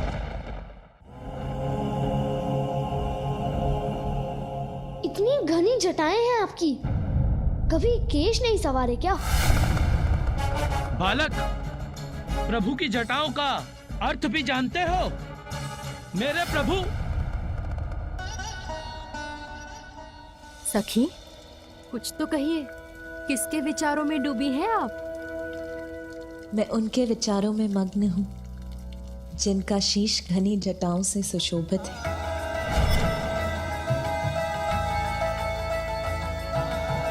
जो उनकी शेष पवित्रता का प्रतीक है, जिनकी उन जटाओं से होकर तो स्वयं परम पावन देवी गंगा की निर्मल जल धारा प्रवाहित होती है।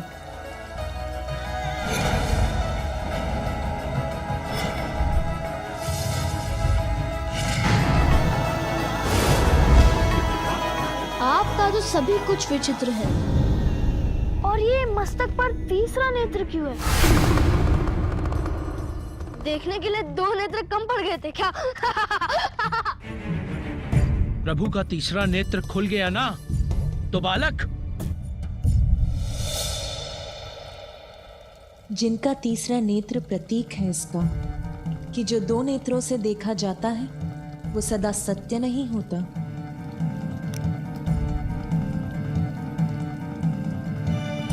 जीवन के परम सत्य को ज्ञात करने के लिए तो अंतरात्मा की सूक्ष्म दृष्टि की आवश्यकता होती है। वही सूक्ष्म दृष्टि तो प्रदान करता है तीसरा नेत्र। इन्हें और सच्चा ज्ञान? यदि ज्ञानी होते तो अपने गले में सर्प लपेटे क्यों घूमते? मुझे तो लगता है कि ये कोई बुद्धिहीन प्रतीत होते हैं। जिनके तन पर लिपटा सर्प उनकी कुंडलिनी शक्ति के जागृत होने का प्रतीक है। वो जो चेतना से परिपूर्ण है और सर्प को अपने तन पर अपनाकर ये संदेश भी देते हैं कि बुरे की बुराई का अंत भी प्रेम से किया जा सकता है। विषधर को भी यदि हृदय से अपनाओ तो वो भी सच्चा साथी बन जाता है। और तन पर ये पशु चर्म क्यों धारण कर रखी है?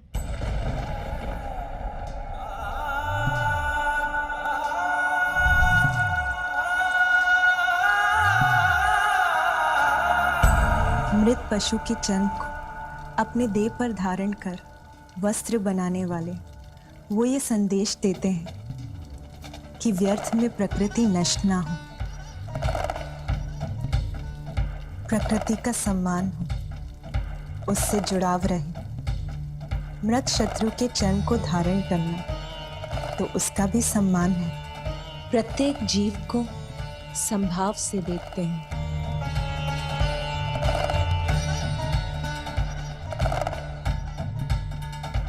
आपका तो ये अस्त्र और उस पर लटका ये वाघ यंत्र दोनों ही विचित्र है। क्या यंत्र है ये? डमरू।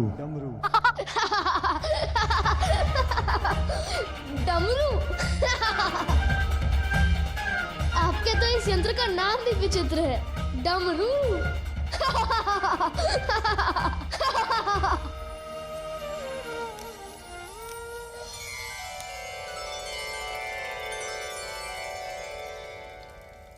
उनका त्रिशूल सहार का प्रतीक है और इसका भी कि उनका तमो, राजस और सात्विक तीनों गुणों पर पूर्ण नियंत्रण।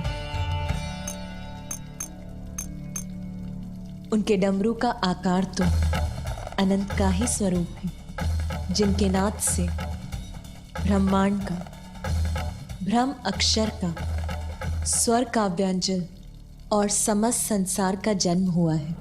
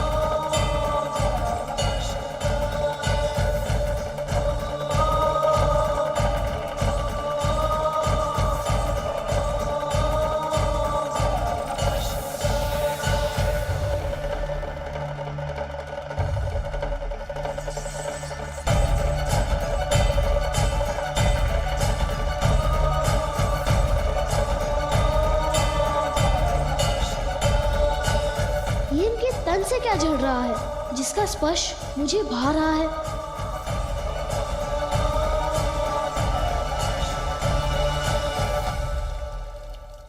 उनके तन पर भस्म का भी गूढ़ रहस्य है।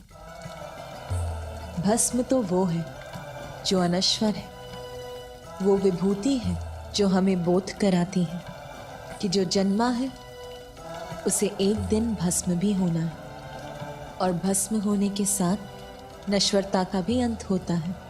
इसीलिए भस्म ही वास्तविक ऐश्वर्य की प्रतीक है।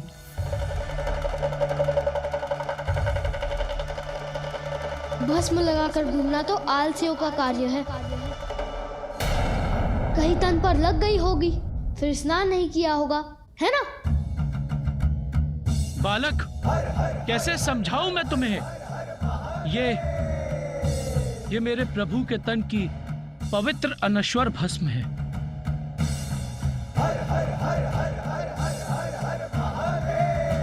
अच्छा बालक, बहुत हुआ वार्तालाप, हमें भीतर जाने दो। जाने दो? कदापि नहीं। मेरी माँ का आदेश है, किसी को भी भीतर मत जाने देना, और मेरी माँ का आदेश मेरे लिए सर्वोपरि है। बालक, अपनी माँ के प्रति तुम्हारी भक्ति देखकर मैं बहुत प्रसन्न हूं, किंतु मैं तुम्हारी मां का बस बस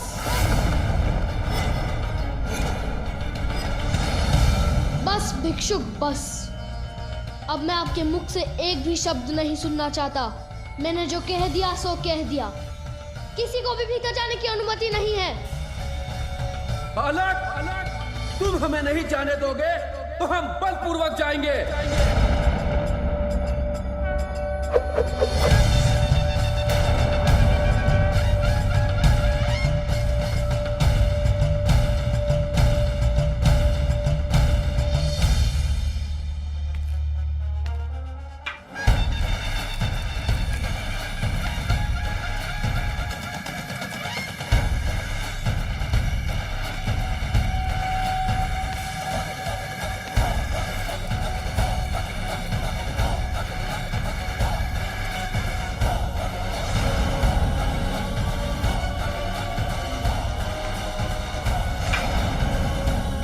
जब तक मैं इस द्वार की रक्षा कर रहा हूँ, तब तक कोई इस रेखा को नहीं लांघ सकता।